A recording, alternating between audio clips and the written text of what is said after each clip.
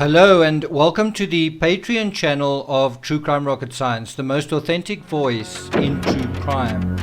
This is episode 43 in the phone data review, the events that took place on August 12th, 2 years ago today in the Chris Watts case.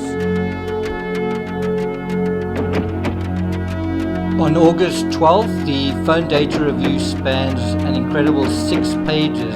There's a heck of a lot of detail to get through. I've actually printed out the phone data review just to make sure the analysis is more tangible. Shanann believed him. His mistress believed him. Do you? Do you believe he was sleeping when Shanann arrived? And that is this moment right here.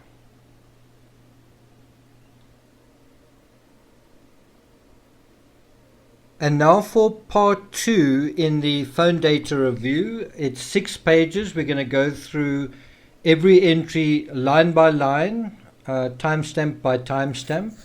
If you're listening to this on the audio feed, only the audio, then I suggest you look at the pages that are posted on Patreon under the audio, or else follow it on your own Discovery document file, whether it's on PDF or whatever it is.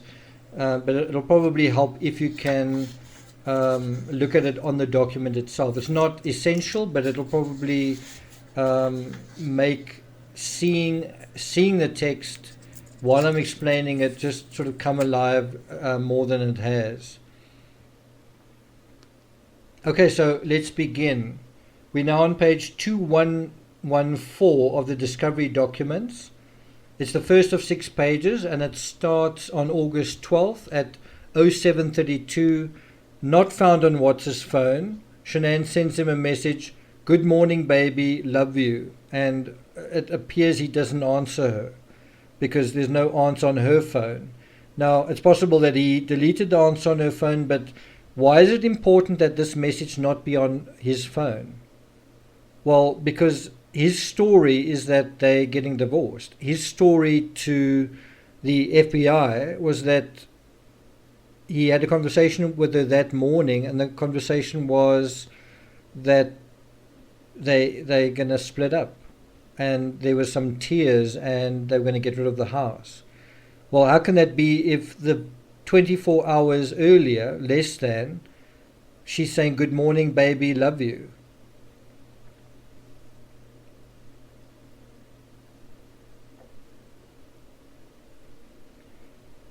I do think it speaks volumes that he doesn't seem to have answered that text. And you're going to see that this sort of continues, that there's no response several times throughout the day to Shanann reaching out to talk to him. Then almost half an hour later, at 07:58, Shanann is talking to Addie. She says, "I got a lot of work to do today and this week. Next weekend, I'm going to go MIA while away with Chris." She doesn't realize how portentous this particular comment is. She is about to go MIA. She is about to go missing, literally within 24 hours of sending that message. At 0809, Shanann asked how the girls were. Watts said they were good and drinking a shake.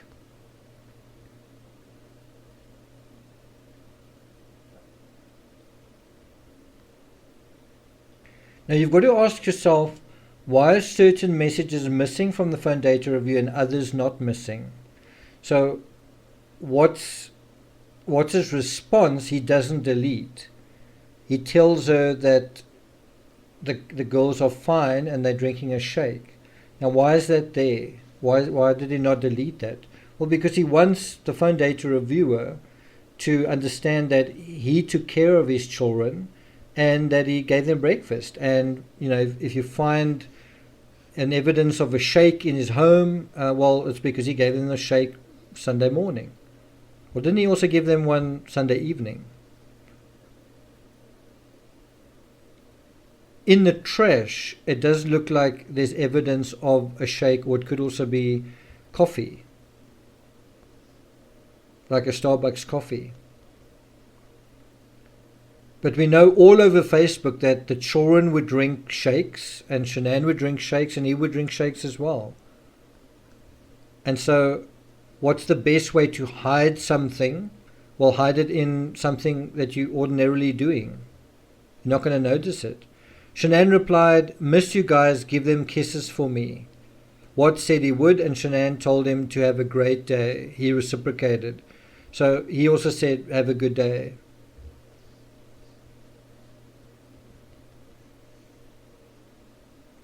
At 08:11, so 2 minutes later, so just 2 minutes after that, Josh Rosenberg texted Watts to ask if he was truly all right. In other words, do you genuinely feel okay with us moving in with you guys? Do you honestly not mind if we come and stay with you? When they moved to Colorado, Watts said it was. He said, "It's cool, man. Don't worry about it." Of course it wasn't. It wasn't cool that he moved in because, first of all, they were getting rid of the house. Second of all, they were getting divorced one way or another. And thirdly, how on earth was he going to have an affair with, especially Cassie, someone who'd been saying, "Fuck him, there I said it," living in his house? Hey guys, I hope you've enjoyed that 5-minute preview of the 6 pages. It's quite a lot to go through in the phone data review. The 13th is even more. It's 9 pages. It's the most pages dealing with particular days in the phone data review, both the 12th and the 13th respectively. On Patreon, I've put up a really long episode in this particular case. As I mentioned earlier, I printed out all the pages just to give it a little bit of a more tangible sense of what is going on. And then I sort of take the patrons through this point by point, every single point in the timeline, and it's broken up into 2 sections. One part that is 80 minutes and another part that is an hour. So in total about 2 hours, 2.5 hours or so. So it's a really long episode today.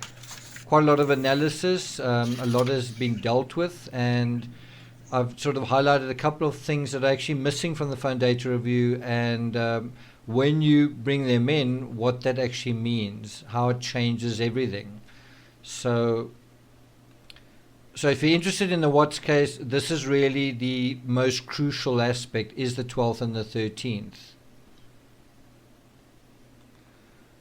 Tomorrow I'll be dealing with episode 44 in this series, in the hashtag 2 years ago today CW series, and as I say, that is a 9-page epic. It's just so much information there, and it starts off really early in the day, as we all know, and then it takes us right to the events of that evening, where once again he talks to Nicole Kessinger.